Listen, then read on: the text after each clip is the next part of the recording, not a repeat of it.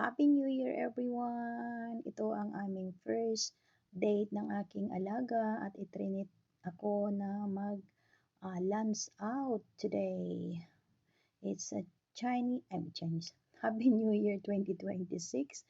Sorry for the mistake. So we're having lunch at the Indian cuisine called Ebenezer's here in South Plaza Discovery Bay. So we had enjoyed the food and yeah, I like it.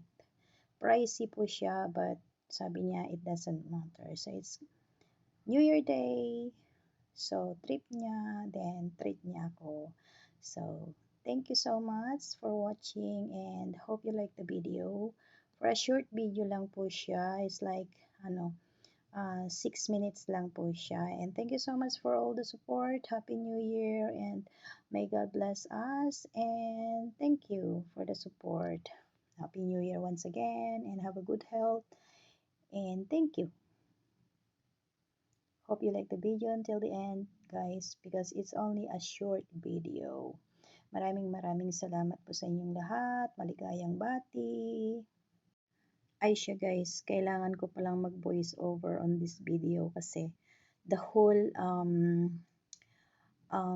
lunch time ay may pa-music po sila dito at saka I'm pretty sure it's going to be copyright pag hindi ko siya i-mute. So I need to do a voice over for this. So I ordered this as latte.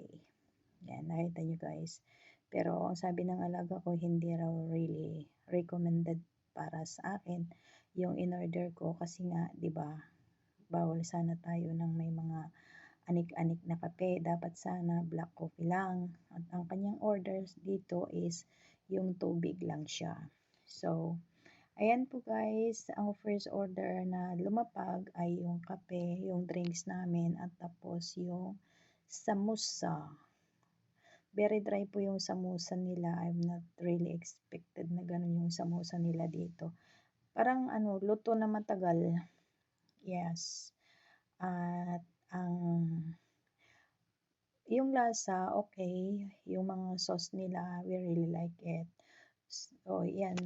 Na-enjoy din namin yung food kahit papano. Tapos, yun lang. Parang yung tiyan namin is nanibago. Kasi ngayon lang kami kakain sa labas. May mga jokes kami dito pero hindi na yan makuha kasi nag-mute na nga ako dito kasi ang lakas po yung mga pa-music nila dito sa restaurant na to. So, ayun guys, we started eating it. So, we try all the sauce that they have given to us. Yan, may green, may orange, which is so spicy. Yung green na yan is something like mga gulay. Tapos, yung homemade na tawag doon, yung mayonnaise. Yan. So, we started eating na.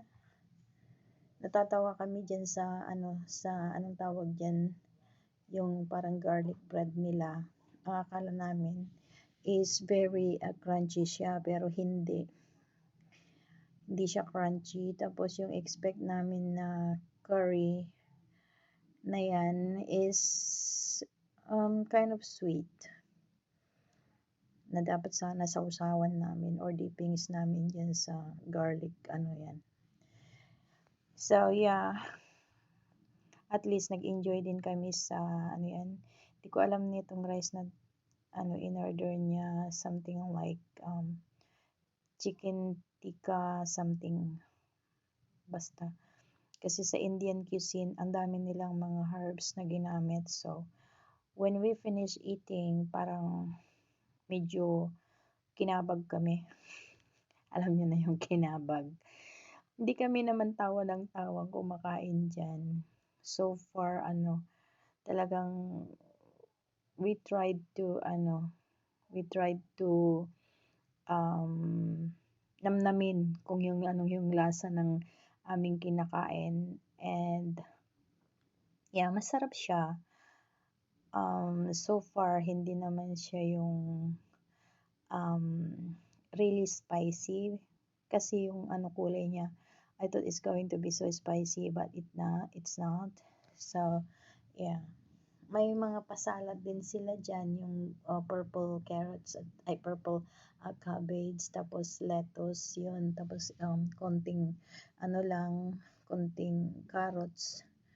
So yun, parang lang siya, kinabog kami. Sabi ko sa alaga ko, sabi ko, kailangan nating maglakad pa uwi kasi parang gusto kong mag-release ng basta. Yan, pero sinimot naman namin kasi ang mahal. Pareho kaming sabi ko, hindi tayo magsasayang dito. Yung sauce lang ang iiwan natin. Pero yung mga yung mga gulay at saka yung mga hindi sauce ay kailangan natin ubusin. So akala ko naghiwalay kami niyan after lunch. Akala ko hindi siya maglalakad, pero like me, sobrang busog din daw niya kaya naglakad kami. So which is malapit lang naman sa amin, mga mga 15 minutes walk hanggang dito sa bahay. So yan. Yan, pauwi na kami niyan, pababa na kami, tapos na kami, we enjoyed the food. And then, that is the name of the restaurant, and it's bar at the same time.